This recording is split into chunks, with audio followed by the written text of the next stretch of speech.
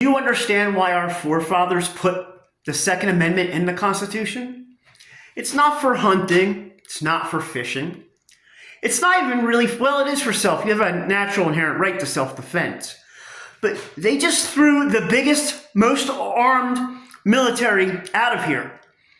Because of what? A 6% sales tax? They tried to take the firearms. Sound familiar? Sound familiar? We're at 65% sales tax. You have to ask the government for permission to own a firearm? They put that in there as a safeguard against tyranny. Because clearly if the government that you elect in doesn't do its job, like follow the law, the legal document called the Constitution, like violating your First Amendment, Second Amendment rights, that Second Amendment allows you to replace that government. But you think only government should have military-grade weapons. Is that a really good idea after the last couple of years when they tried to force you to take something like, this little thing here? Remember that? Yeah. Remember they used armed men to enforce it? Remember that? Remember that? That's the whole reason for it. Did you know by law the government doesn't have to protect you? Yeah, Warren versus the District of Columbia. Police have no specific duty to provide services. To protect and serve, not by law. They're not your personal security service. You are responsible for your own self. The gun is not responsible for anything. You can murder anybody with a car, a knife, with your hands. The gun is not a tool of just murder. It's a tool of many things.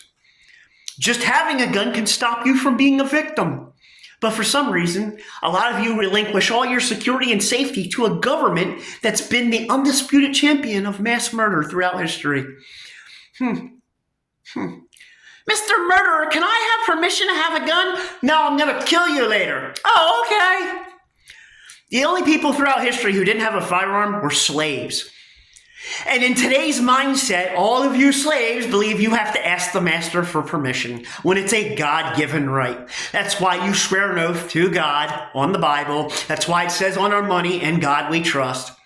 It's an inherent right that they're not allowed to touch. But yet for the last 100 years they have. And you all sat around with your thumb in your butt. Book!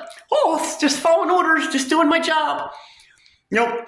Not a one of you have followed orders. Not a one of you are doing your job. You all swore an oath to the Constitution to uphold its laws and values. They were your orders.